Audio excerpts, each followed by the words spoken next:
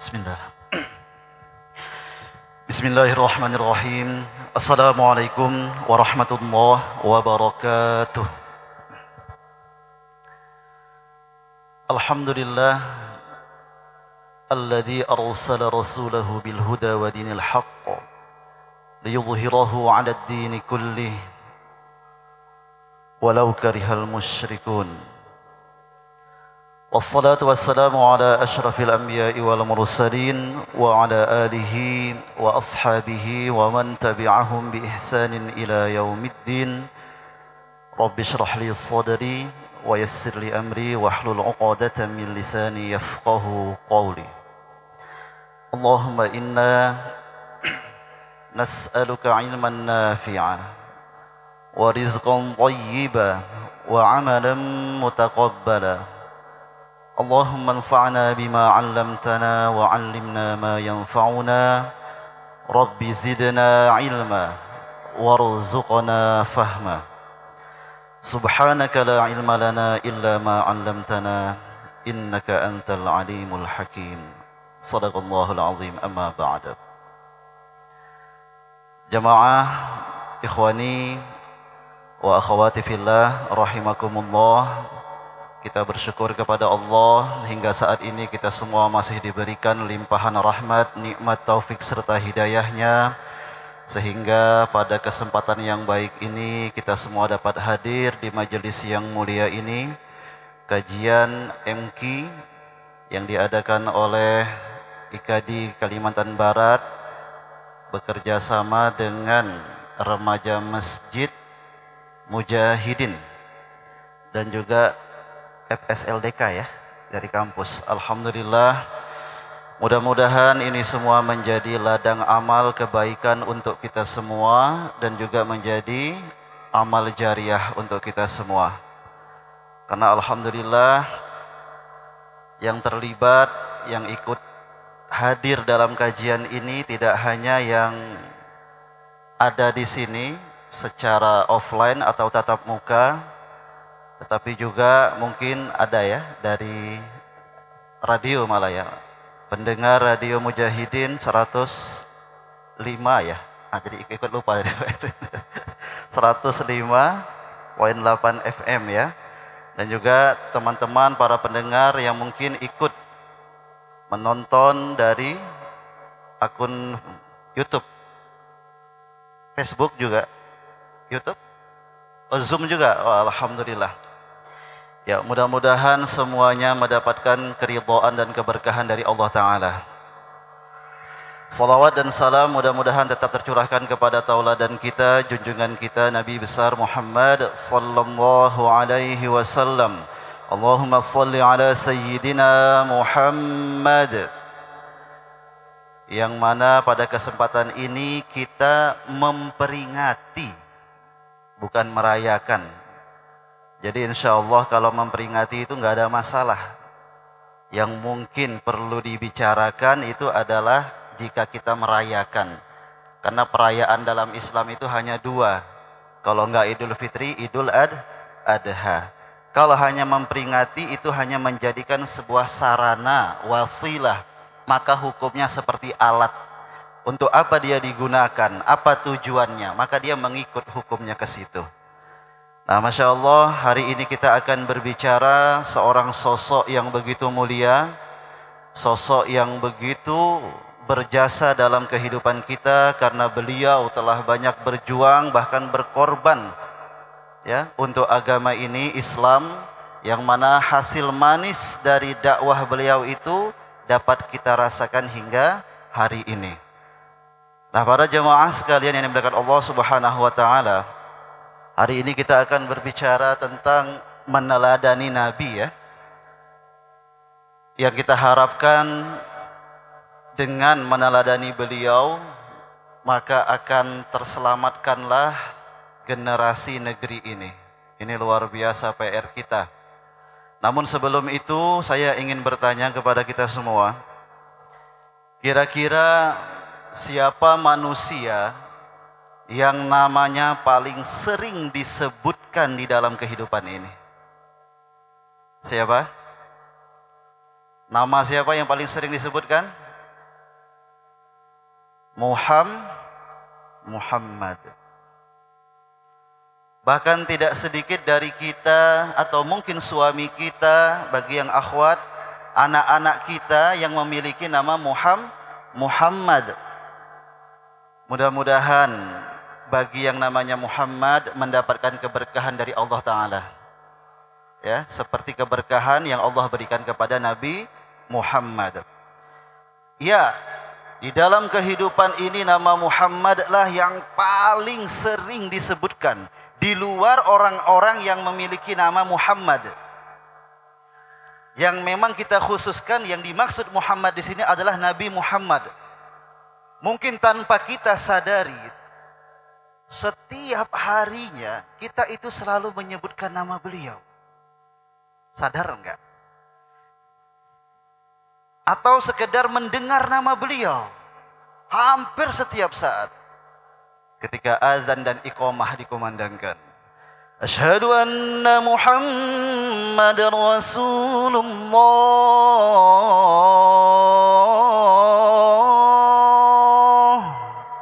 Minimal 5 kali dalam sehari. Asyhadu anna Muhammad. Ketika qomat juga begitu.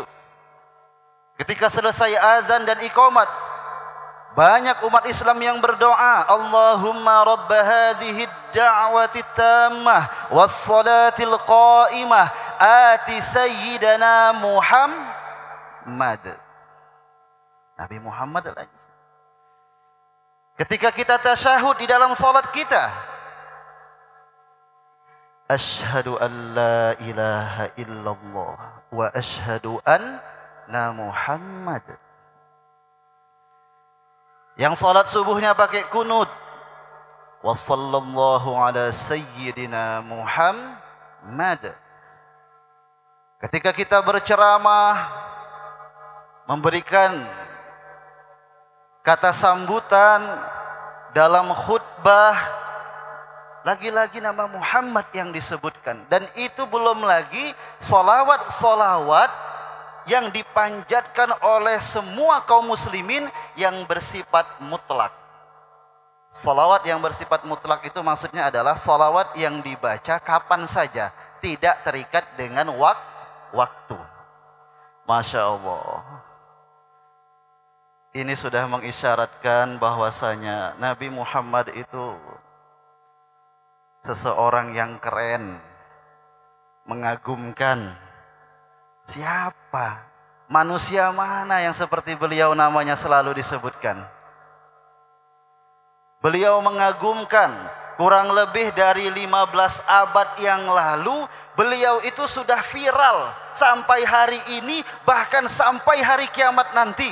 Followersnya terus bertambah. Padahal dulu itu tidak ada yang namanya medsos.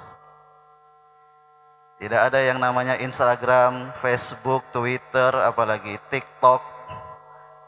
Ya, tapi Masya Allah, followers Nabi Muhammad tak terhitung. Kalau kita tanya hari ini siapa followers terbanyak? Saya kemarin coba mencari. Di antaranya adalah CR7. Tahu CR7 yang akhwat? Bukan minuman. Itu Seven apa? CR7 itu Cristiano Ronaldo. Kalau yang akhwat tahu, ikhwan tahu semua. Pemain bola, kurang lebih kalau tidak salah 500-an juta di Instagram. 500 juta. Ya itu belum ada apa-apanya dibandingkan dengan followersnya Nabi Muhammad. Followersnya Ronaldo belum tentu mengucapkan nama Ronaldo setiap hari. Nabi Muhammad, jangankan followersnya, yang bukan followersnya pun, yang bukan muslim pun menyebutkan Nabi Muhammad. Nah, kira-kira apa ini penyebabnya ini? Apa rahasianya ini? Kok begitu viralnya Rasulullah? Kok begitu banyaknya followersnya sampai hari kiamat nanti nggak terhitung? Rasulullah itu banyak followersnya. Beliau viral bukan karena pansos. Tahu pansos? Panjat medsos, sosial ya, sosial.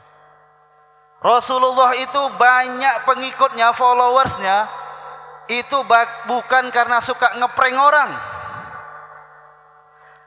Rasulullah itu banyak pengikutnya bukan karena suka mengumbar bagaimana kehidupan pribadi dan juga kehidupan keluarganya, enggak. Kayak nyindir ya.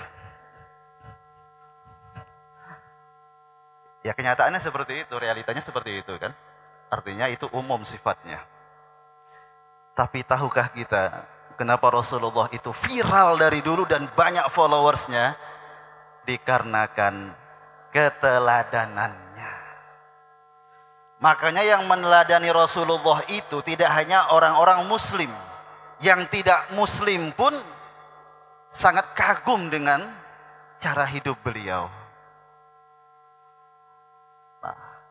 Makanya Masya Allah, di dalam Al-Quran itu Allah yang mengabadikan dalam surah Al-Ahzab ayat 21, Allah Ta'ala berfirman, A'udzu billahi minasyaitonir rajim, laqad kana lakum fi rasulillahi uswatun hasanah. Sungguh telah ada pada diri Rasulullah itu suri teladan yang baik bagi kalian. Untuk apa? Dicontoh. Dalam hal apa saja, dalam semua sisi kehidupan. Apakah itu penampilan beliau, ibadah beliau, akhlak beliau, cara beliau bermuamalah. Lalu apakah beliau itu sebagai diri pribadi beliau, atau beliau dalam kehidupan rumah tangganya, dalam bermasyarakat, bernegara, itu semua sudah dicontohkan oleh baginda Rasulullah.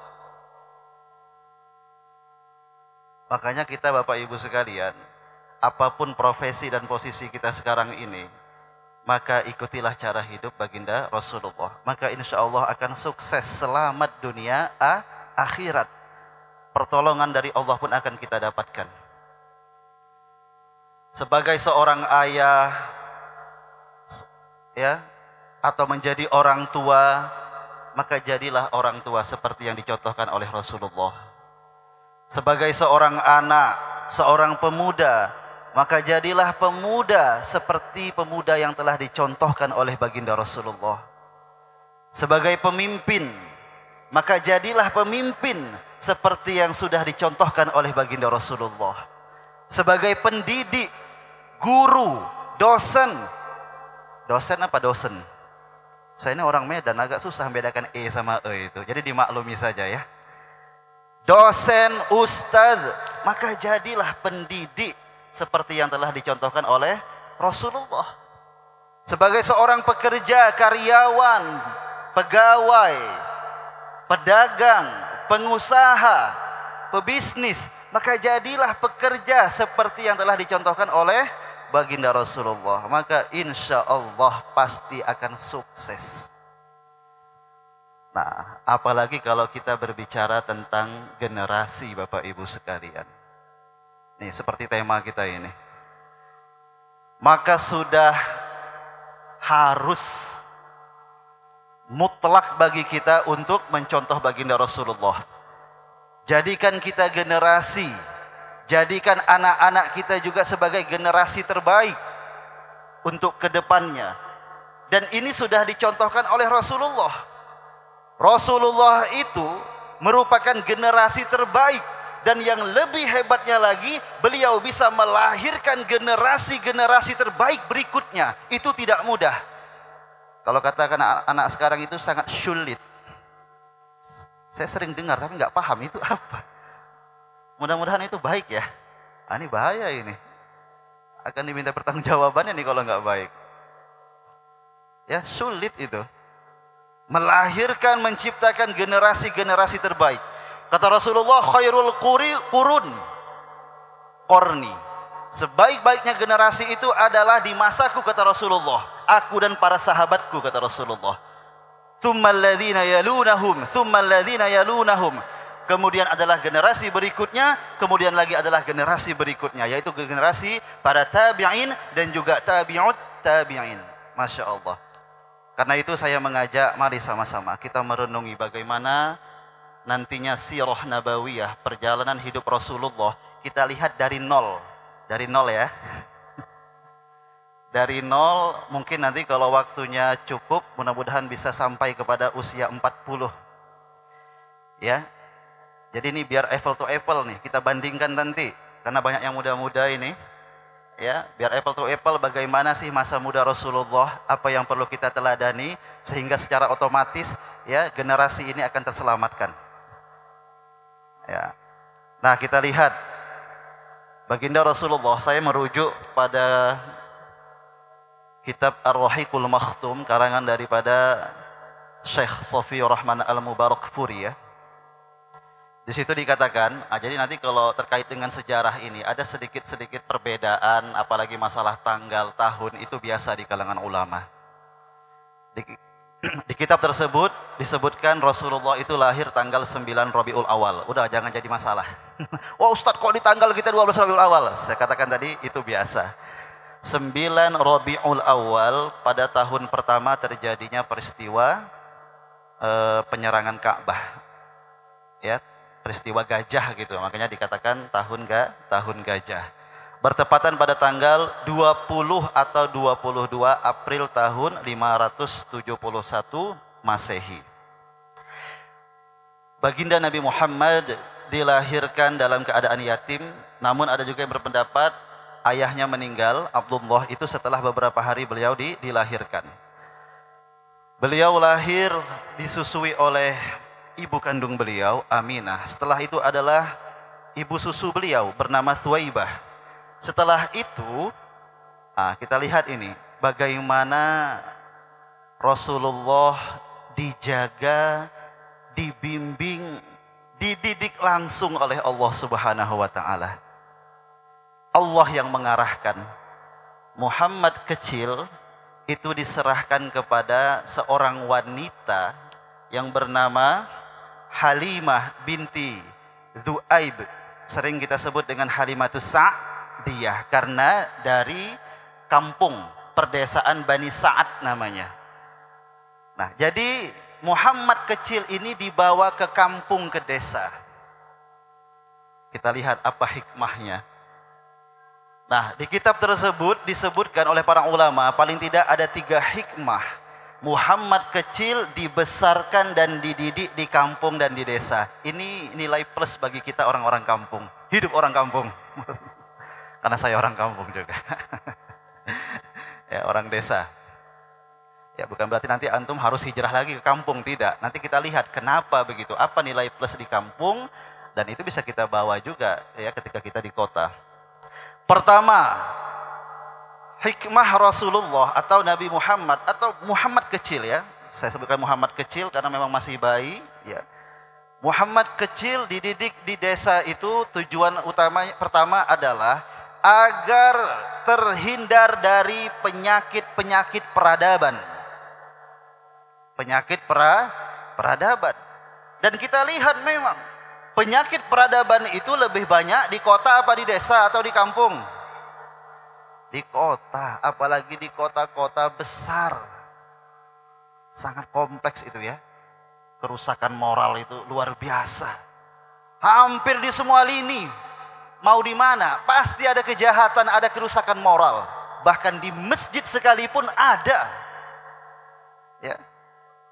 Kemarin terakhir, mungkin sekitar 2 bulan yang lalu, itu menjadi keprihatinan kita bersama sehingga saya pun membawakan ceramah atau khutbah tentang itu. Ceramah di kampus saya bawa tentang itu. Apa itu? Kasus suap menyuap terjadi di dalam kampus. Dunia pendidikan. Lalu apa yang kita harapkan dari generasi? Kalau para dosennya, para pimpinannya, rektornya rusak moralnya seperti itu, dan itu diketahui oleh para mahasiswanya, dan kemungkinan mereka lah nanti yang akan meneruskannya. Terus generasi seperti itu rusak. Itu dunia pendidikan. Bagaimana lagi dunia-dunia yang lainnya?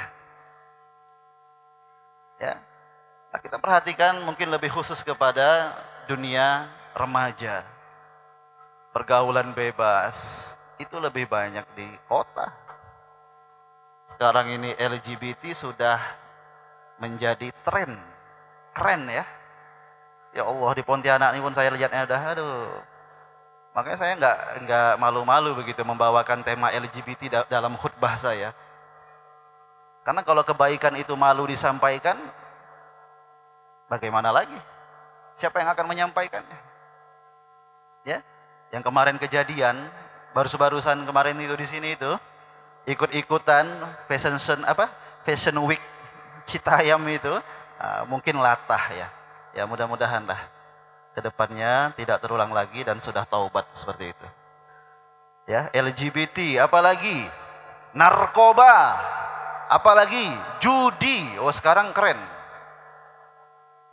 Judi itu nggak hanya tatap muka, nggak hanya offline, tapi online. Ya, mungkin karena COVID kemarin ya, jadi online.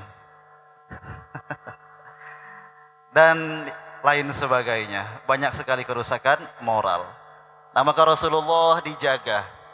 Itu Rasulullah itu di kampung itu kurang lebih sampai usia 5 tahun.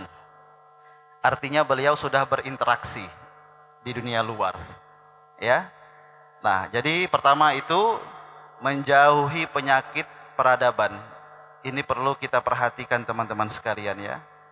Jadi kalaupun teman-teman yang tadinya mungkin tinggalnya di kampung, di desa, saya rasa pergaulannya tidak begitu ekstrim gitu.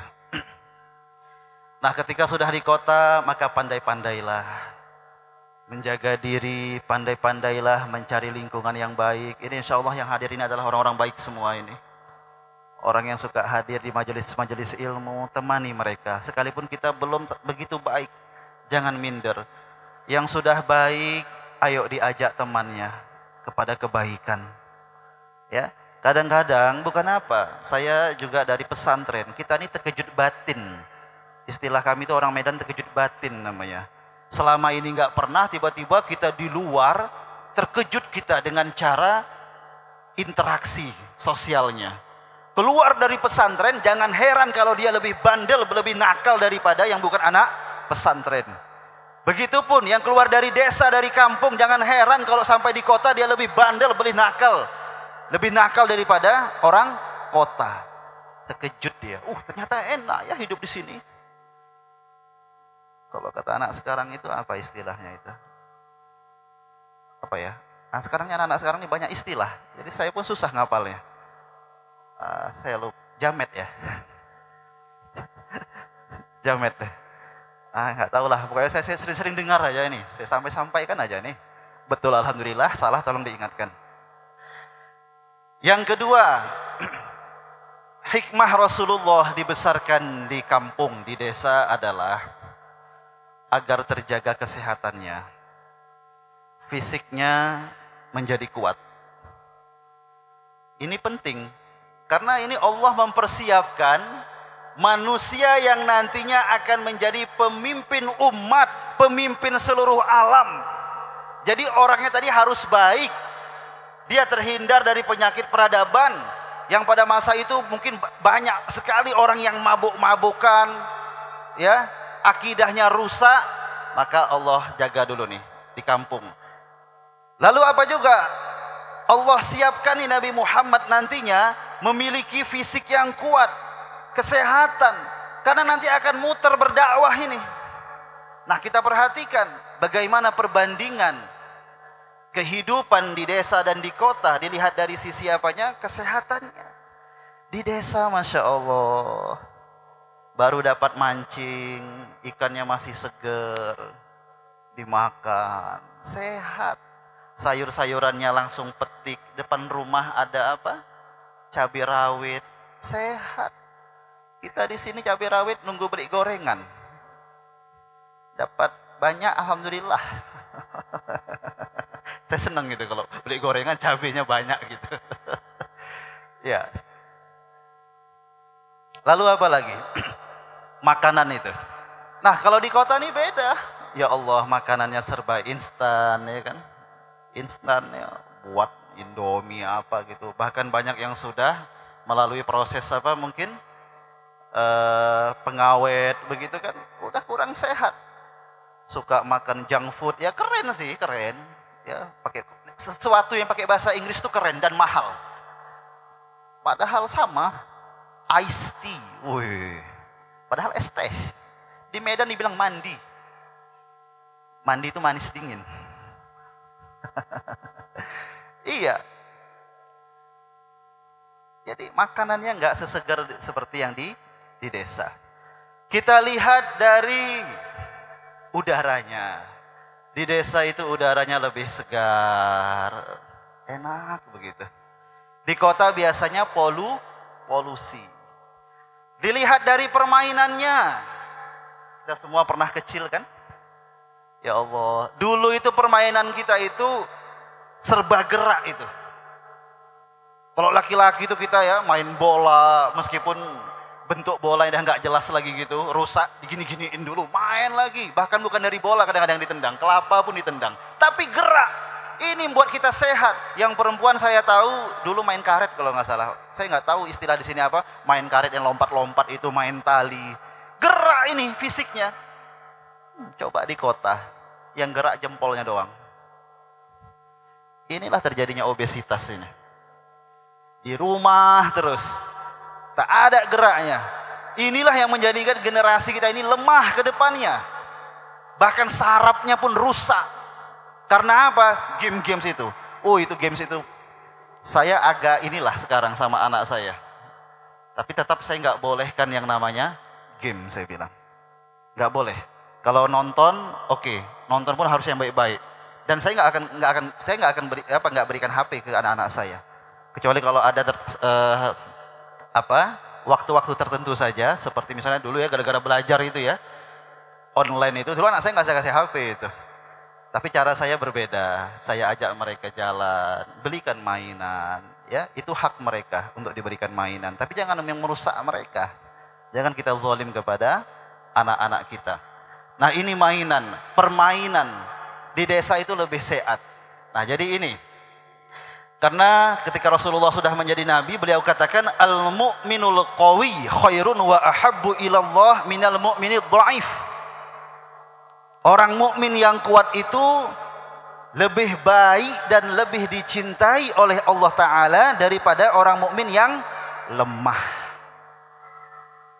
Dia akan sulit untuk memberikan manfaat kepada orang lain jika dia lemah. Tapi kalau kuat, sehat, insya Allah lebih banyak manfaatnya. Yang ketiga, hikmah Rasulullah dibesarkan di desa adalah agar terjaga keaslian bahasanya. Bahasa. Ya, nanti ini semua tiga hikmah ini coba kita tanamkan pada diri kita. Ya, kayak tadi, fisik itu harus kuat, banyaklah olahraga. Ya. Jangan karena banyak kesibukan terlewatkan. Yang penting ada gerak. Seperti itu. Yang ketiga tadi adalah menjaga kemurnian ya bahasa. Karena ini nanti Nabi Muhammad dia akan berdakwah. Dia harus menggunakan bahasa yang baik, bilisani qaumi. Dengan lisan qaum, itu bahasa Arabnya qaum ya. Arti kaum apa? Kaum, kan mudah, bahasa Arab itu mudah. Ya. Bahasa kaumnya, sehingga apa? Bahasa beliau harus terjaga. Nah kita lihat di desa dan di kota, sekarang ini aja, itu bahasanya beda. Di kota ini ya Allah, rusak bahasa kita itu. Apalagi sekarang ini dikenal itu dia bahasa jamet, bahasa alay gitu kan. Apa contohnya? Kepo kan. Apalagi Wallace saja, santuy. Saya banyak yang nggak saya paham itu, cuman kayaknya gini deh. Jadi mau nggak mau harus ngikut nih. Ini bahasa kaum ini, ya itu dia. Ini bahasa kaum. Kaumnya siapa? Ya kaumnya milenial, kaumnya orang-orang sekarang. Sebagai pendakwah, sebagai ustadz, sebagai pendidik harus tahu ngikut kita. Sebagai orang tua pun begitu, harus tahu Pak Bu. Jangan kalah sama anak-anak. Kan begitu. Ini bahasanya apa? Ya memang rusak memang bahasanya. Ya. Oke lah pakai bahasa kata-kata yang mungkin baru, tapi tolong jangan berlebihan, jangan lo gue, itu udah muntah-muntah nanti itu. Ya. Kalau kata anak sekarang itu bahasa jaksel gitu ya. Berarti kalau di sini Pontianak Selatan gitu ya. Kayak gitu anak Pontianak Selatan. Enggak ya. Iya, ini bahasa. Maka teman-teman sekalian, terutama yang muda-muda, yang kedepannya akan menjadi pemangku peradaban, kuasailah bahasa, terutama bahasa peradaban. Ya, sebagai pemuda kan biasanya kita sumpah pemuda kan salah satunya apa? Menjaga bahasa kan, bahasa yang satu kan gitu. Antum bilang nanti kami pemuda Indonesia, tapi bahasa sehari-hari lo, gue, ada gitu. Jaga bahasa kemurnian bahasa kita.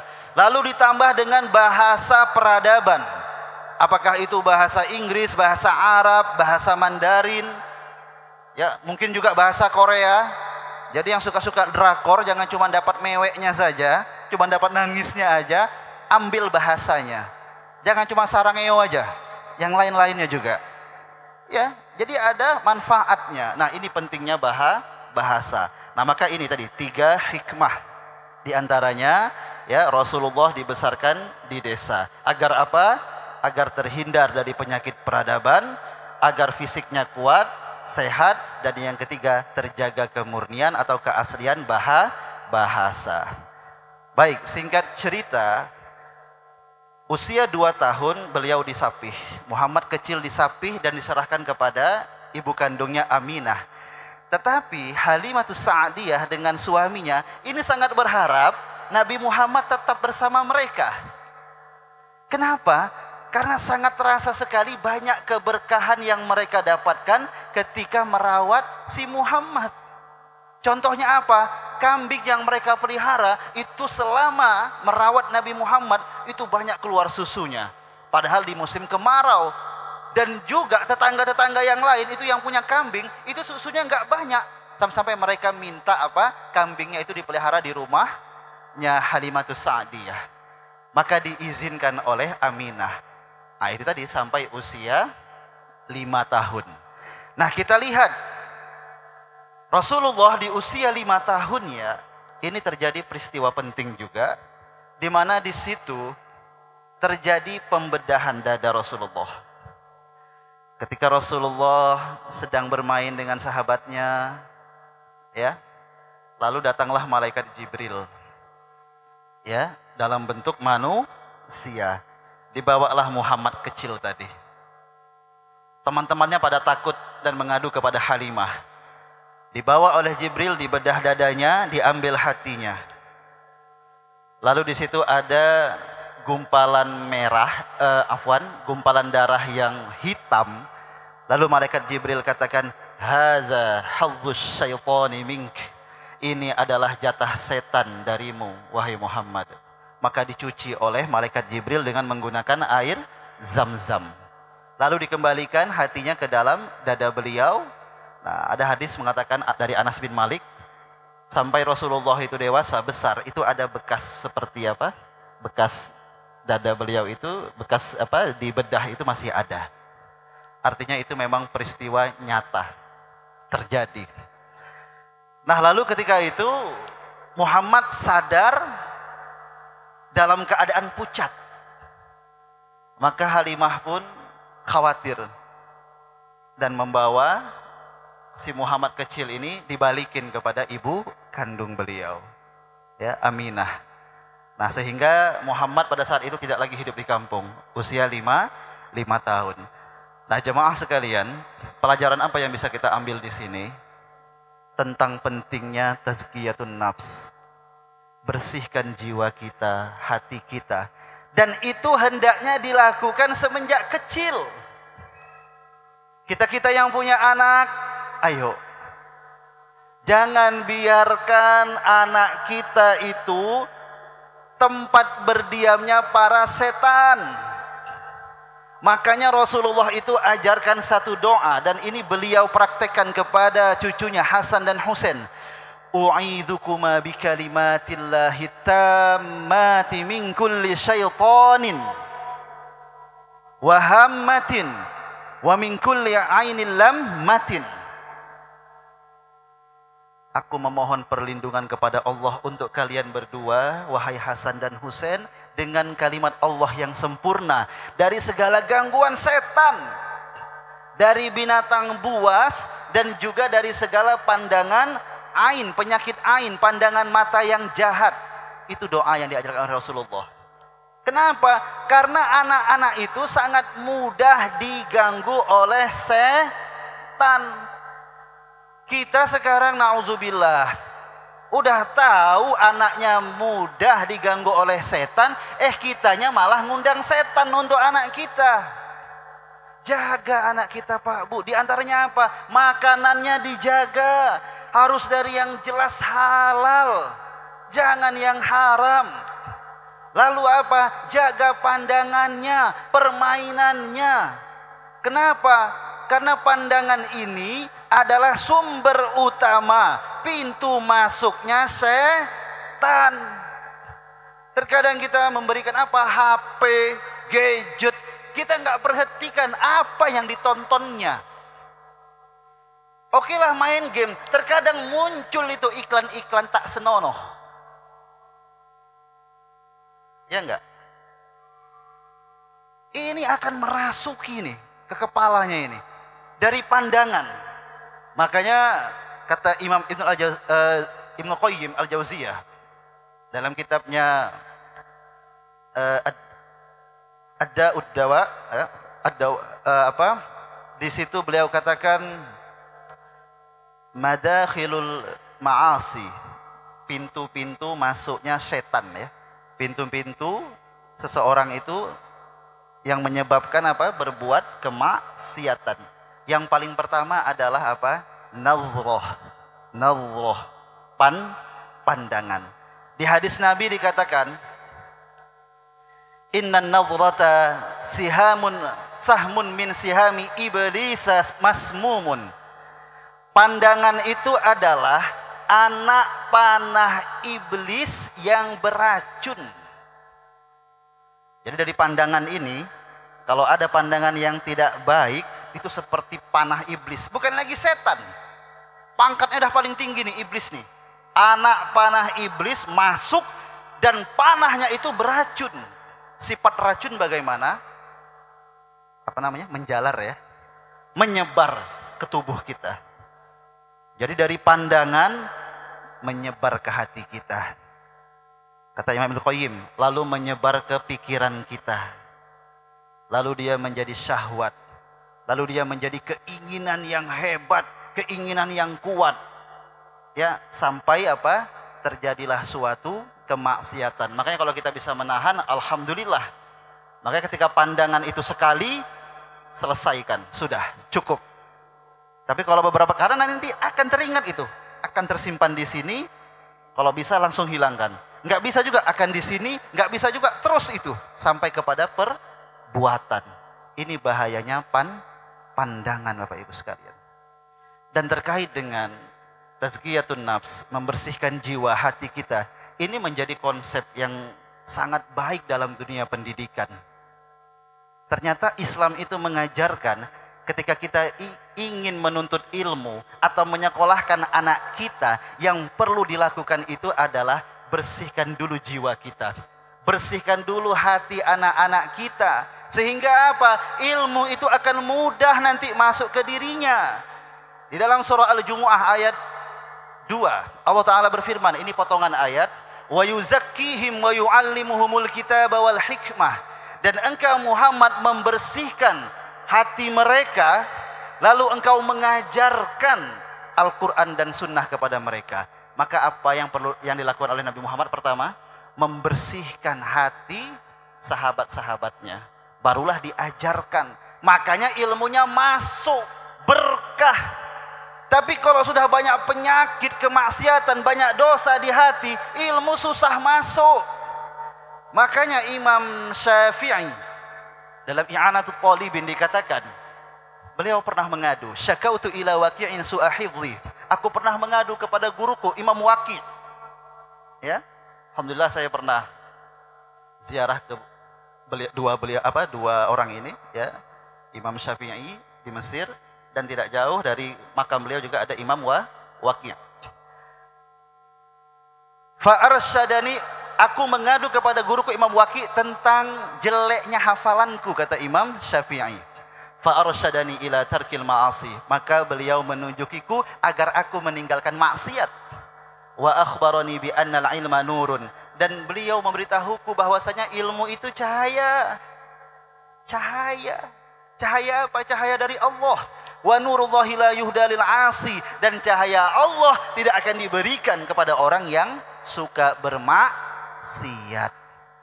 Nah, ini bagi anak-anak muda yang mungkin sekarang sedang menempuh pendidikan, jauhi maksiat. Kalau mau pinter, jauhi maksiat, bersihkan hati. Di antara cara membersihkan hati bagaimana? Banyak baca Quran. Makanya Masya Allah, sadar enggak kalau para penghafal Al-Quran yang setiap harinya membaca Al-Quran itu pintar di dalam ilmu bidang apa saja. Berprestasi mereka. Kenapa? Karena hatinya setiap hari dibersihkan. Maka ilmu-ilmu yang lain pun akan mudah masuk, menyerap. Perhatikan, saya belum pernah dengar penghafal Quran lalu enggak berhasil di dalam akademiknya.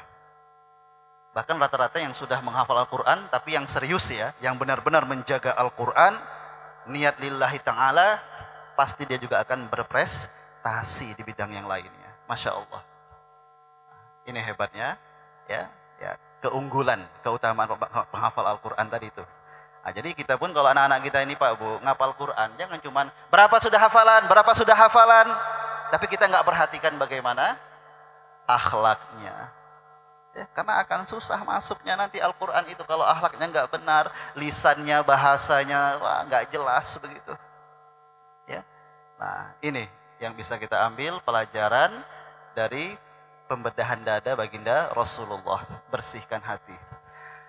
Di usia 6 tahun, ibunda Rasulullah Aminah meninggal dunia. Usia 6 tahun Rasulullah sudah yatim piatu. Lalu dirawat oleh pamannya Abdul Muthalib. Usia 8 tahun. Tadi saya bilang pamannya ya. Salah ya. Afwan, revisi. Kakeknya. 8 tahun meninggal dunia. Ya. Udah nggak punya ayah, ibu, kakek yang begitu menyayangnya pun meninggal juga. Umur 8 tahun ya, beliau sudah ditinggalkan oleh orang-orang yang menyayanginya. Ini Allah mengajarkan kepada Nabi Muhammad, ya, kepada Muhammad yang masih berusia 8 tahun itu, jangan bersandar atau jangan berharap kepada manusia. Seberapapun kuatnya dan hebatnya manusia, tempat kita bersandar, tempat kita mengadu, dia akan lemah juga nantinya. Bahkan lama-lama dia akan musnah. Tapi bersandarlah kepada Allah Subhanahu wa taala. Hasbunallah wa ni'mal wakil, ni'mal maula wa ni'man nasir. Cukuplah Allah sebagai tempat kita bersandar, tempat kita memohon pertolongan, ya, karena Allah lah sebaik-baik penolong, Allah sebaik-baik pelindung. Sehingga apa? Jangan pernah takut hidup dimanapun, apapun yang dihadapi, karena kita yakin innallaha ma'ana, Allah bersama kita. Selama yang kita lakukan itu baik, jangan pernah takut, ya, dan jangan pernah terlalu bersandar berharap kepada manusia, tapi kepada Allah. Usia 8 tahun meninggal kakek beliau, lalu beliau pun diasuh oleh paman beliau, yaitu anaknya Abdul Muthalib yang bernama Abu Thalib. Karena sebelum meninggal Abdul Muthalib itu berpesan kepada Abu Thalib, nanti rawat tuh cucuku yang satu tuh, itu agak lain tuh, kayaknya keren tuh, ya, tolong dirawat. Padahal Abu Thalib itu keluarganya bukan keluarga kaya, anaknya banyak lagi. Sehingga apa? Oh, afwan. Jadi sebelum diasuh oleh Abu Thalib ya, di usia 8, oh ya, setelah meninggal Abdul Muthalib lalu kepada Abu Thalib, itu masih usia 8, masa transisi. Karena tadi Abu Thalib ini dari keluarga yang miskin, anak-anaknya banyak, maka apa? Muhammad yang usianya 8 pun dituntut untuk mandiri. Ngapain Nabi Muhammad umur 8 tahun? Gembala kambing. Agar apa? Membantu perekonomian pamannya. Dan itu bukan kambing sendiri. Kambing orang lain. Umur 8 tahun. Berarti kalau sekarang sekitar anak-anak sekolah kelas berapa itu? 1 atau 2 SD ya. Sudah mandiri. Kita sekarang usia berapa? Yang muda-muda, udah berapa penghasilannya? Ya jangan dilihat hasilnya ya, berapa banyaknya. Tapi sudahkah kita action? Ya. Nah ini pelajaran penting ini. Pertama, bagaimana Rasulullah itu ya, diajarkan untuk mandiri. Ngangon kambing. Jadi beliau ketika sudah menjadi Rasul itu pernah berkata begini, "Ma min nabiyyin illa ra'al ghanam." Tidaklah seorang nabi itu diutus kecuali dia adalah penggembala kambing. Dan ada satu tulisan ya, yang judulnya Min ra'yil ghanam ila ri'ayatil umam. Ini luar biasa nih. Dari mengangon kambing, menggembala kambing sampai menjaga umat. Nah, jadi jangan sepele juga ngangon kambing ya. Tapi pada akhirnya apa? Umat yang dijaga. Itulah baginda Rasulullah dan para nabi yang lainnya. Nah, tentu di sini ada hikmahnya kenapa harus ngangon kambing, kan begitu. Ya selain memang pada saat itu ya selain onta, kambing yang dikenal. Ya. Yang di tanah Arab sana. Nah, ternyata diajarkan supaya ada rasa kasih sayang, menjaga. Lalu tidak hanya itu, agar para nabi, khususnya Rasulullah, belajar amanah. Karena yang digembala itu bukan kambing sendiri, kambing orang lain, amanah. Lalu juga? Jujur, diajarkan untuk jujur. Ya. Nah, pernah suatu ketika Rasulullah itu ngangon kambing hanya diberi upah segini. Ini dalam ilmu fikihnya 1 mud namanya. Kalau bahasa Indonesia apa ini? 1 apa ya? Ya beginilah pokoknya. Ya, 1 mud dia. Kurma, upahnya itu kurma. Ternyata ada kurma yang jatuh 1. Terjatuh 1 dari tangannya. Maka 1 kurma itu pun beliau kembalikan. Karena apa? Beliau merasa itu bukan hak beliau. Ini jujurnya luar biasa. Lalu beliau juga begitu amanah dalam menggembalakan kambing orang lain. Jadi banyak nilai-nilai yang didapatkan di situ. Nah, pelajaran penting bagi kita teman-teman sekalian, ya, selain kejujuran dalam bekerja, nah ini kemandirian. Ini penting sekali. Siapapun kita, sekalipun kita berasal dari orang tua yang kaya, maka tetap harus mandiri, usahakan. Rasulullah katakan begini, kayu bakar yang engkau pikul dan engkau jual, itu hasilnya lebih baik daripada engkau minta. Jadi mandiri ini terkait dengan harga diri, bro. Jaga harga diri. Meminta-minta. Bahkan saya katakan, ketika seorang anak meminta kepada orang tuanya terhadap sesuatu yang bukan menjadi kewajiban orang tuanya, itu adalah meminta-minta. Makanya tidak jarang ada orang tua ketika anak meminta sesuatu yang sebenarnya itu nggak penting. Minta duit buat jalan-jalan. Kata anak sekarang healing, beli barang-barang apa begitu kan. Makanya tidak jarang ada orang tua mengatakan, kalau mau beli itu pakailah uang sendiri. Cari uang sendiri.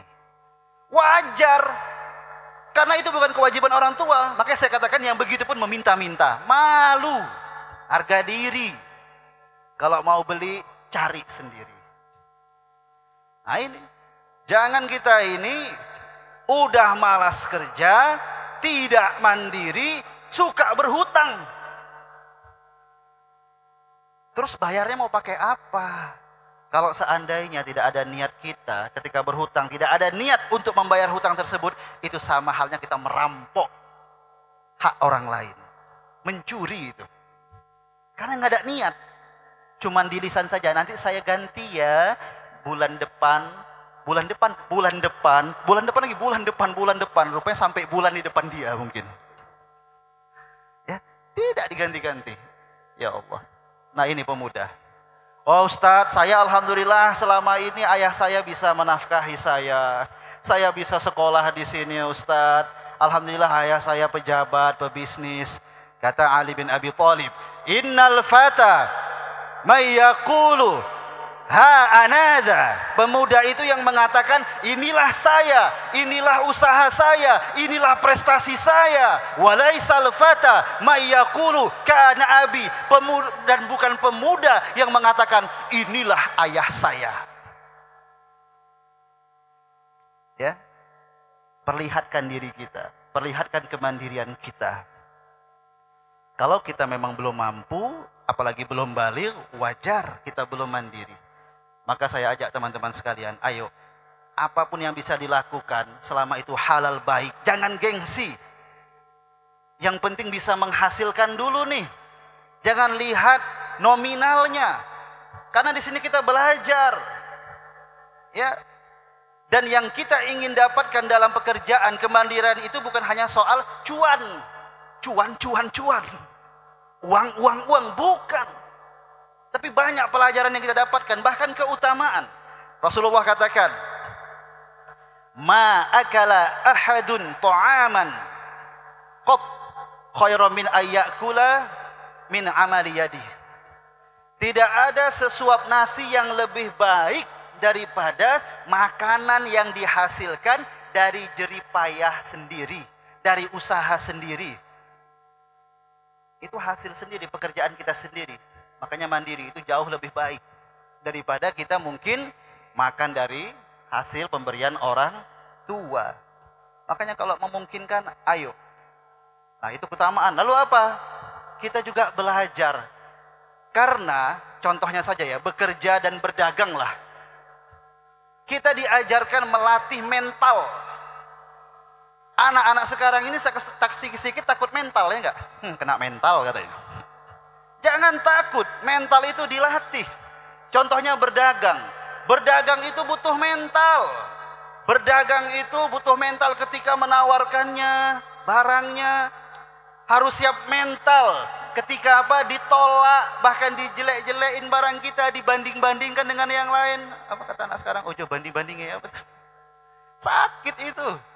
Tapi inilah cara Rasulullah dididik oleh Allah. Di awalnya apa? Itu tadi berdagang. Mental Rasulullah itu sudah terbentuk. Sehingga apa? Ketika berdakwah itu seperti menawarkan barang. Ya enggak? Menawarkan barang ke orang. Yo ikut sini yo. Ini agama ini bagus.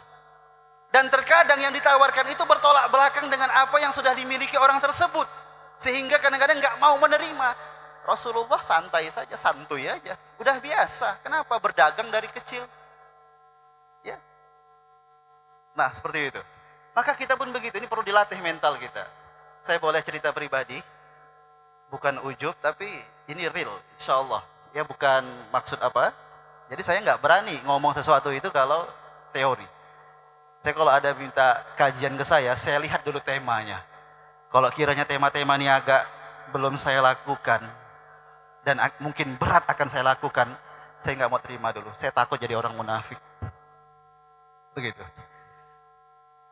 Pengalaman pribadi, saya dari keluarga, ya memang ayah saya seorang PNS, tapi kami hidup di desa, ada sawah, ladang, ada tambak, dan saya ikut kerja di dalamnya, dari kecil. Setelah itu ketika saya di pesantren, alhamdulillah, saya juga bisa gratis. Kenapa? Karena saya ngajarin adik-adik. Jadi di pesantren, kelas 2 waktu itu kalau nggak salah, kelas 2 sanawiyah, saya sudah mengajar adik-adik sehingga free. Ya, uang sekolah. Ketika kuliah, selesai S1, saya kok merasa kayak ada yang kurang greget begitu. Ya, alhamdulillah sudah ada beasiswa waktu itu dari Baituz Zakah dari Kuwait, ya cukup lah, alhamdulillah cukup. Tapi saya merasa kayak kurang greget ini. Maka saya pun mencoba kerja, dan memang niat saya sekali lagi, saya ingin melatih mental. Kerja di restoran, ya restoran kedutaan besar Malaysia waktu itu, saya kerja di sana. Tapi saya sudah selesai S1, dan saya sedang menjalani S2 waktu itu. Saya kerja, yang pertama dilakukan apa? Saya nggak gengsi, DJ. Tahu Pak Bu DJ? Cuci piring. Cuci piring di dapur. Piringnya ya Allah berat-berat, bagus-bagus. Ya Allah cuci piring. Ya lama-lama kelamaan jadi kasir. Itu kan alhamdulillah. Padahal mohon maaf ya, uang itu nggak begitu juga terlalu dibutuhkan waktu itu. Karena alhamdulillah S2 makin besar ininya, beasiswanya. Ya, alhamdulillah kadang-kadang juga dikirim oleh orang tua. Sampai pada suatu hari saya pernah bersih-bersih kamar, saya buka karpet di bawah itu banyak uang di situ. Saya lupa pernah letak uang di situ. Untuk nggak dimakan rayap atau dimakan onta kan gitu. Iya. Tapi apa? Alhamdulillah mental itu terbentuk. Sehingga ketika singkat cerita ini, karena ini terus-terus apa nih? Mental ini akan terbentuk terus ini sampai kita tua nanti. Ketika saya sudah menikah, itu ada istri saya. Kalau bohong nanti tanya aja nanti. Apa yang saya lakukan? Mengajar sudah, tapi buka usaha apa? Laundry. Ya, yang ngerjakan siapa? Kami sendiri. Saya dan istri. Pulang ngajar dan pakaian siapa? Pakaian mahasiswa saya. Kalau di sini ada yang tahu dari Yarsi, waktu itu tahun berapa ya? 2011 kalau nggak salah. Pakaian anak-anak itu siapa yang mau nyuci yang di asrama? Ayo Bapak bawa. Rupanya pakaiannya putih semua Pak. Ampun. Kita yang nyuci. Nah, jadi caranya bagaimana? Saya minta tolong istri desain begitu, buat pamflet. Saya yang mengedar kemana?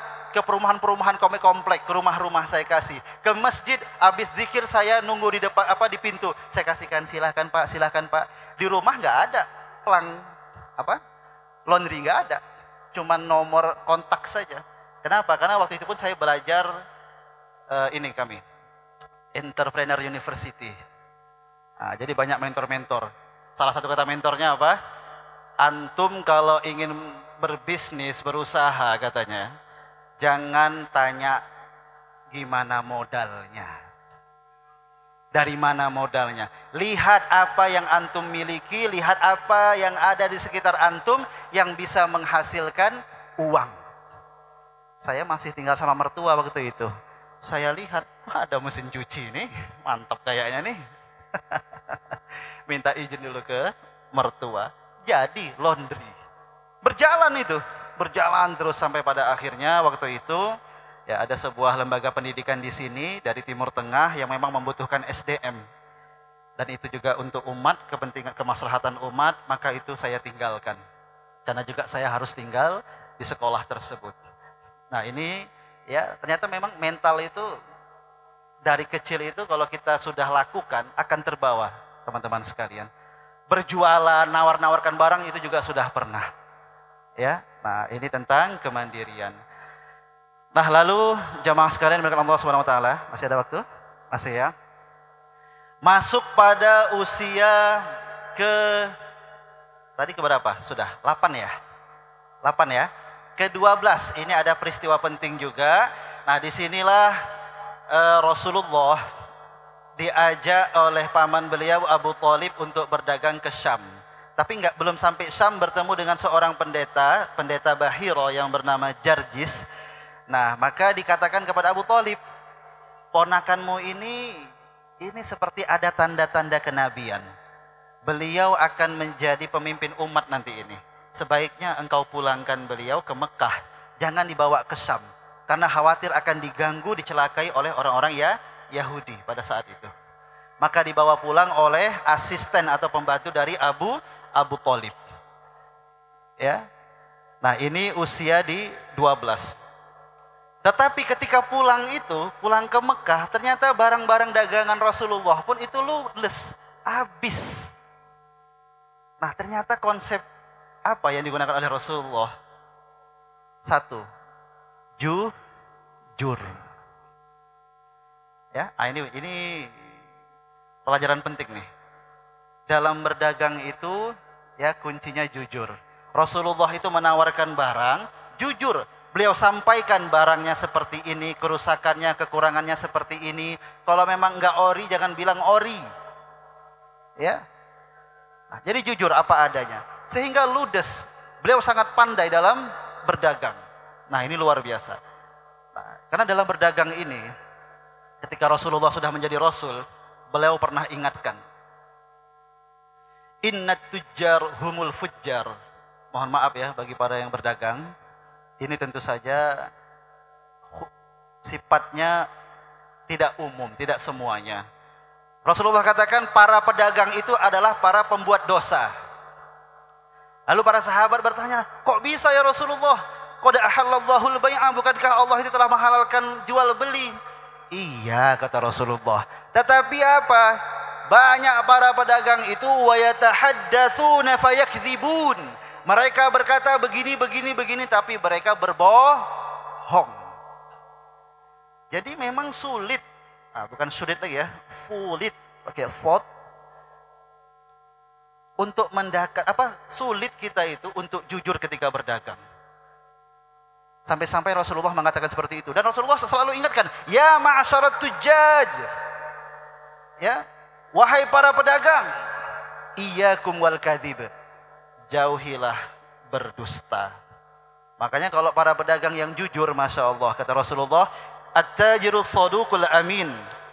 Pedagang yang jujur, yang amanah, maka dia akan ma'an nabiyyina was-siddiqina wasyuhada'i was-sholihin. Dia akan bersama para nabi, syuhada dan orang-orang soleh nantinya. Itu dia. Nah, ini bagi para pedagang, pelajaran yang bisa kita ambil di usia Rasulullah 12 tahun ya. Kita percepat mungkin di usia 15 tahun. Usia 15 tahun. Terjadi peristiwa penting, ada peperangan yang terjadi, nama perangnya Perang Fijjar. Yaitu antara suku Quraisy yang berkoalisi dengan suku Kinanah, mereka berperang dengan suku Qais namanya. Jadi dulu orang Arab itu, perang itu biasa Pak Bu. Ya biasa, sering begitu. Nah di sini kita lihat Rasulullah ketika berumur 15, beliau berkontribusi dalam perang tersebut. Beliau menyiapkan anak-anak panah untuk paman-pamannya ya, yang ada di suku Quraisy. Dan itu dimenangkan oleh mereka. Ya. Nah ini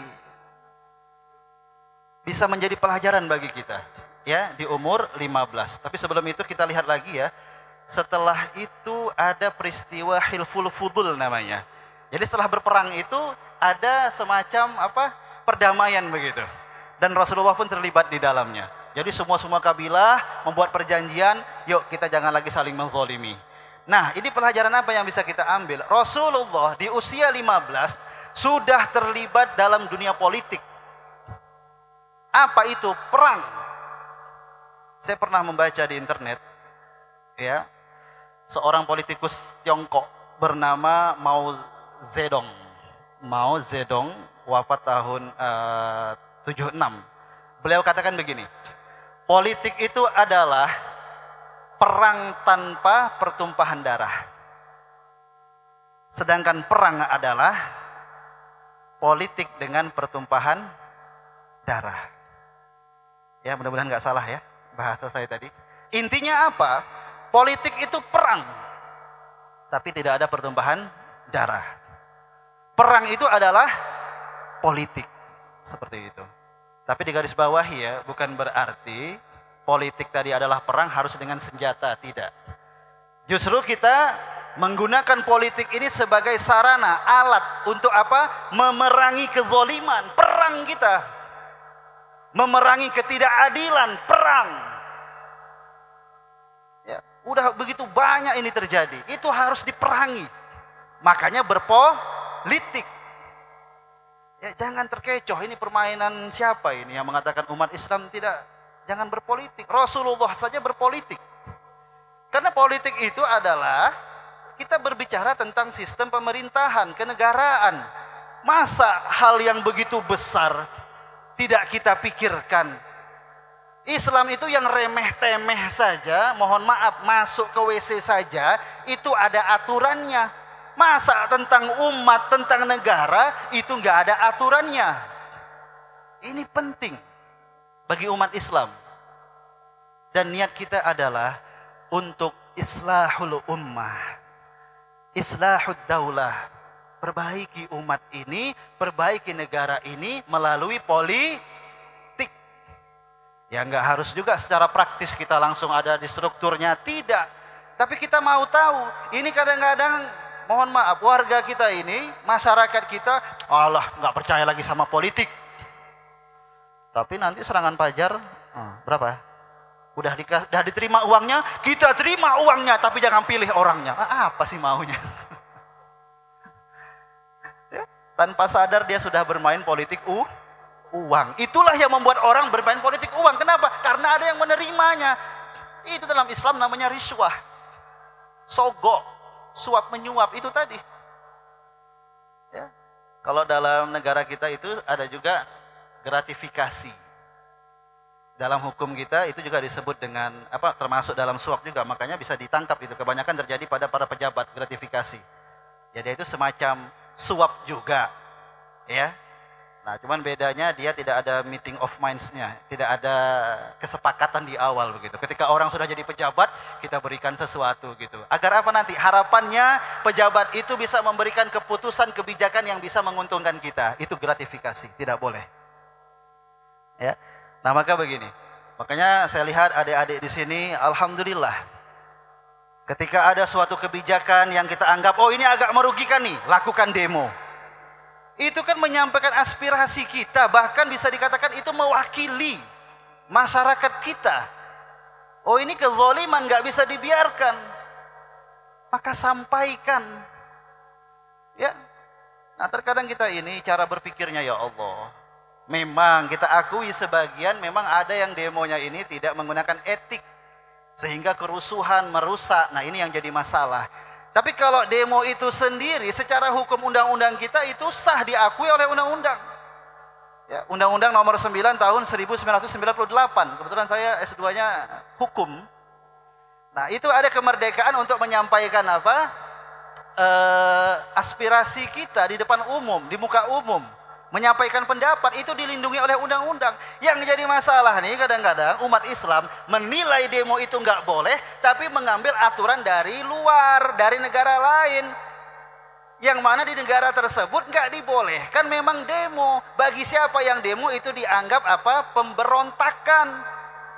Tiba-tiba hukum pemberontakan diberikan kepada teman-teman kita yang berjuang di demo itu. Wah itu pemberontak itu. Nggak pas. Makanya beragama ini bukan hanya soal dalil. Kadang-kadang kita pun nggak paham dalil itu apa. Tapi sedikit dalil. Ya, nggak paham kita dalil. Kalau cuma dalil, ketik aja Google tuh keluar dalil. Tapi bagaimana cara kita memahami dalil dan menempatkan dalil itu jauh lebih penting. Kemarin sempat heboh itu, ada player gitu, ya, tulisan apa itu di antara sifat munafik manusia itu apa? Minum kopi katanya. Ah itulah. Karena memahami itu secara literal aja. Memahami hadis itu memang di situ kohwah. Arti bahasa Arabnya memang kopi. Tetapi dahulu maksud kohwah itu adalah apa? Khomar. Oh, sempat heboh kemarin kan? Wallahu a'lam itu. Mudah-mudahan tidak ada kesengajaan lah. Dan mudah-mudahan yang bersalah ya dia bisa mengakui kesalahannya dan bisa berubah. Makanya bermedsos ini teman-teman harus bijak. Kalaupun kita punya semangat, hati-hati ya. Semangat itu biasanya suka membuat kita tergesa-gesa, terburu-buru. Dan terburu-buru itu datangnya dari setan. Al-ajalu minasyaiton. Keterburu-buruan itu datangnya dari setan. Hati-hati. Ketika ngepost, coba pikirkan dulu ini apa manfaatnya nanti, apa mudaratnya. Ya. Tapi kalau memang itu kebenaran, silahkan berani maju seperti itu.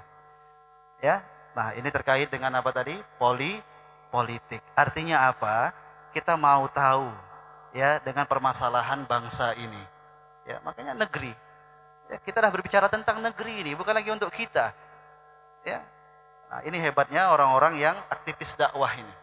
Dia yang nggak hanya mikirkan Islam itu buat diri dia, tapi juga buat umat, buat negeri, buat bangsa. Ini luar biasa. Teruskan perjuangan antum yang memang sedang bergerak di situ. Lillahi ta'ala. Lanjut ke usia 25 lah.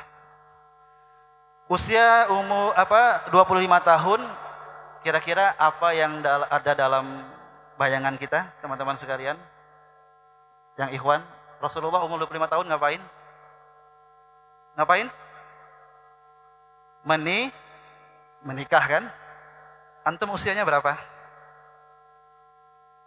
Di bawah 25 apa 25? Ya, ini kena mental juga ini. Yang usianya di atas 25 kena mental ini. Oh, ya, saya cuma mau tahu aja berapa usianya. Udah gitu. Ya. Nah, tapi sebelum ke situ kita lihat dulu yuk.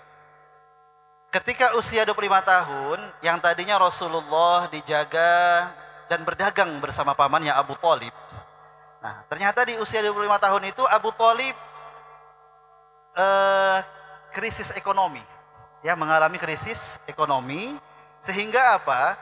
Dilihatnya Nabi Muhammad ini berpotensi dalam berdagang, maka ditawarkannya kepada seorang saudagar yang bernama siapa? Siti Khadijah. Bekerja dengan Siti Khadijah. Jadi bukan barang sendiri, tapi barangnya Siti Khadijah yang diperjualbelikan oleh Nabi Muhammad, seperti itu. Sampai suatu hari Nabi Muhammad ini ditugaskan untuk berjualan, ya, berdagang ke negeri Syam yang ditemani oleh pembantu Siti Khadijah yang bernama Maisarah. Setelah dari Syam, wah, ludes semuanya, banyak keuntungan. Siti Khadijah pun senang.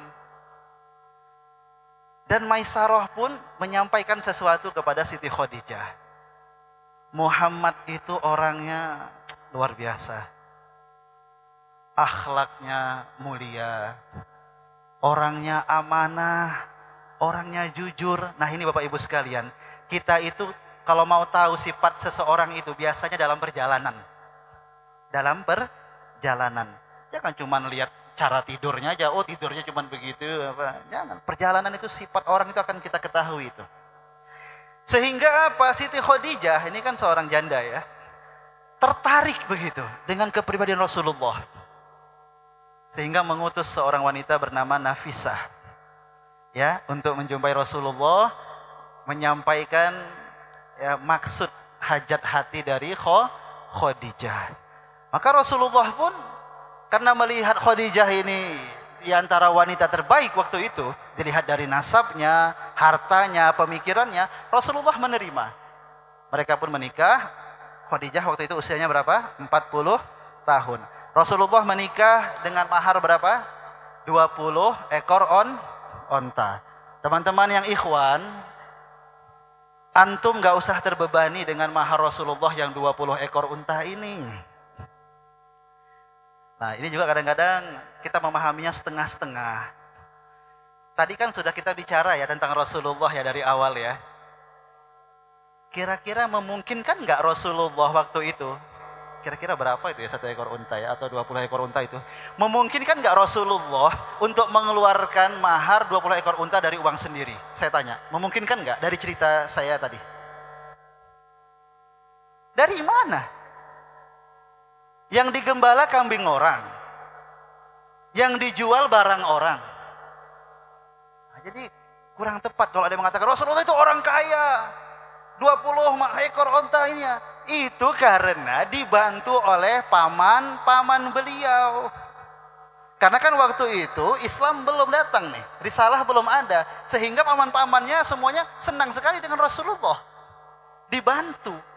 Apalagi di sini Rasulullah akan menikahi memang orang yang sangat dikenal di situ, Siti Khadijah. Jadi dibantu sebagian saja dari harta baginda Rasulullah. Jadi jangan terbebani ya.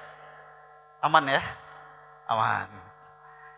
Tapi memang dalam syariat kita, mahar terbaik itu adalah mahar yang kecil yang diminta dari wanita.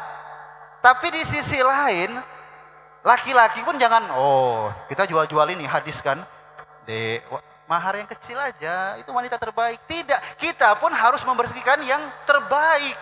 Di satu sisi wanita, janganlah minta terlalu besar, jangan besar, itu yang terbaik.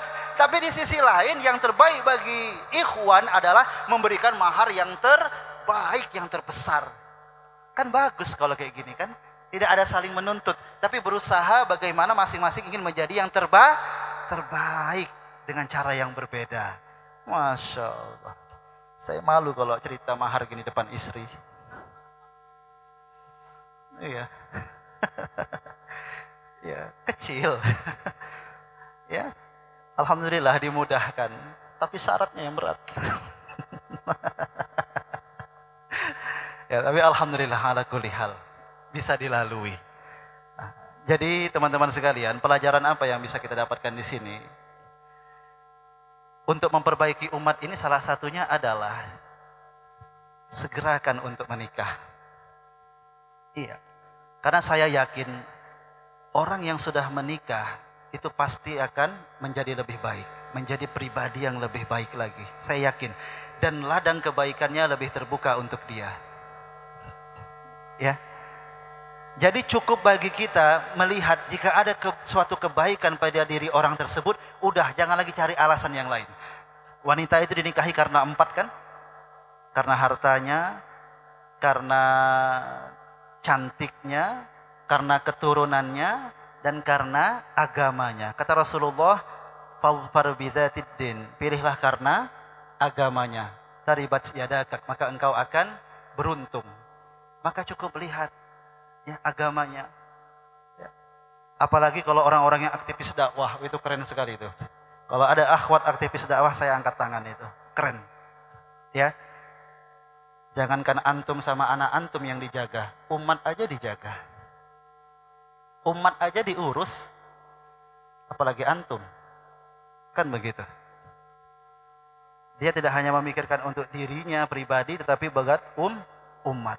Apalagi kalau sejalan itu indah. Seperti itu ya. Yakin akan lebih baik.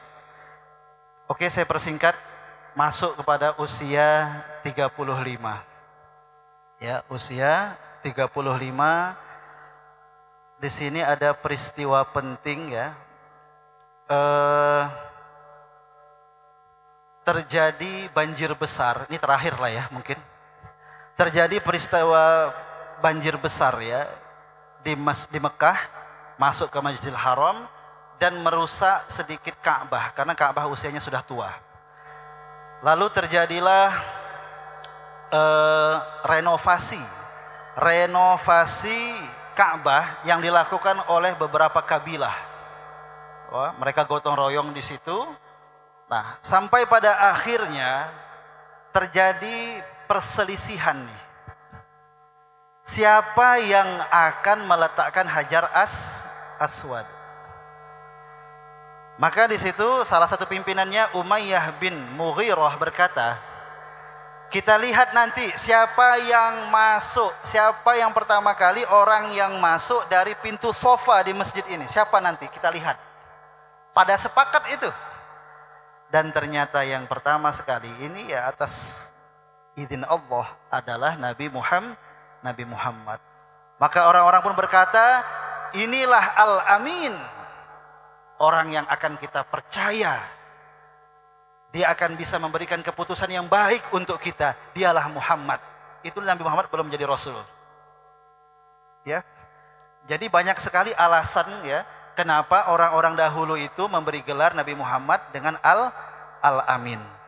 Tadi karena apa? Karena dia amanah dalam menggembala kambing, amanah dalam berdagang, dan ini amanah dalam memberikan keputusan.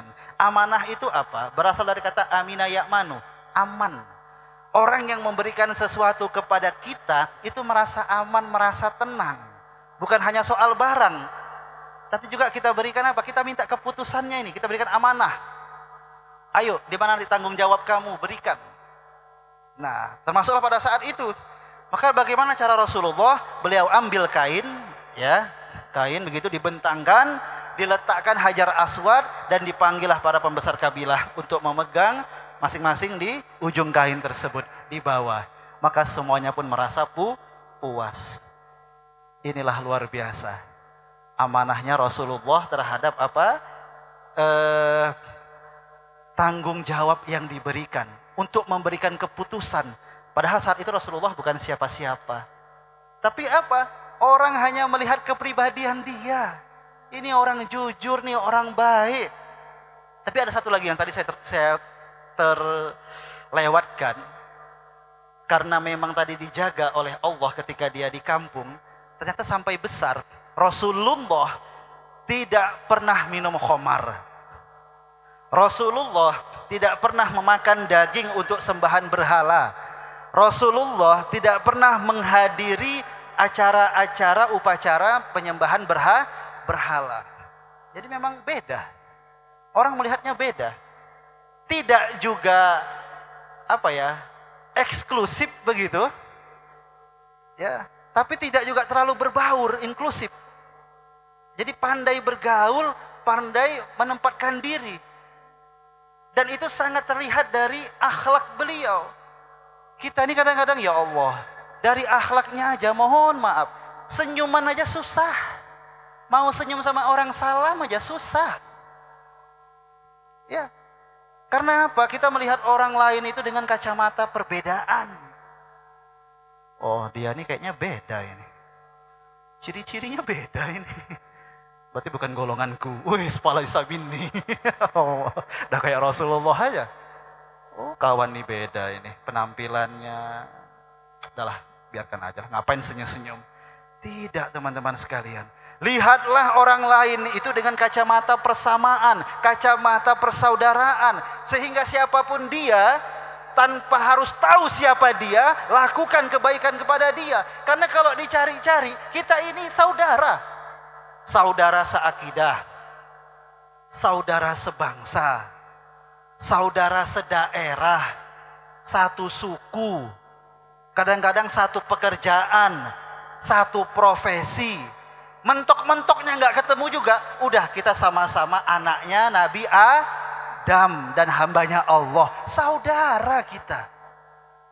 Sehingga apa? Melihat orang lain itu nyaman, enak. Persoalan latar belakangnya itu apa? Itu soal sekian, nanti dulu seperti itu. Ya. Nah, itu tadi kita kembali kepada bagaimana amanahnya baginda Rasulullah SAW. Nah, maka sifat amanah ini juga yang hendaknya mesti kita tanamkan kepada kita. Ya. Dalam surah Al-Mu'minun itu ya dikatakan qad aflahal mu'minun. Sungguh beruntung orang-orang yang beriman, dan salah satunya adalah walladzina hum li amanatihim wa ahdihim ra'un, yaitu orang-orang yang bisa menjaga amanah-amanah dan juga janji yang telah ia lakukan. Nah, singkat cerita sampailah ya pada usia 40, karena Allah telah melihat ini sudah matang nih Rasulullah nih. Sudah oke nih, kepribadiannya oke, ya, akhlaknya, jiwanya sudah bersih, ya, dan dia juga sudah dipercaya nih. Meskipun nanti itu beliau sangat dibenci ya oleh orang-orang kafir Quraisy ya. Sebenarnya ini menarik kalau bisa kita lanjutkan pada tahapan ketika Rasulullah sudah menerima wahyu. Tapi kali ini kita anggap pembicaraan kita fokuskan pada pra-kerasulan. Artinya Rasulullah belum menerima wahyu, tapi sampai di situ saja kita sudah banyak ya bisa mendapatkan nilai-nilai kebaikan dari kepribadian baginda Rasulullah, terutama di masa-masa remajanya tadi. Nah, ini para jamaah sekalian, teman-teman, para pemuda yang dapat saya sampaikan, mudah-mudahan bisa bermanfaat untuk kita semua. Mudah-mudahan ya dengan meneladani beliau, karena salah satu bukti cinta itu adalah kita mencontoh, meniru, meneladani orang yang kita cintai tersebut. Saya yakin kalau yang akhwat punya orang yang ia idolakan, orang yang ia cintai, sedikit banyaknya pasti diikuti, ditiru, ya kan? Ngefans sama siapa, idolakan siapa, misalnya cara hijabnya nanti bagaimana, dililit berapa kali, begitu kan? Ya, yang ikhwan juga begitu, ya. Mengidolakan siapa, misalnya dalam olahraga, pasti nanti mengikut itu gaya-gaya olahraganya. Ya, suka sama Cristiano Ronaldo itu ikut gaya main bolanya seperti Cristiano Ronaldo. Maka begitu juga seperti kepada baginda Rasulullah.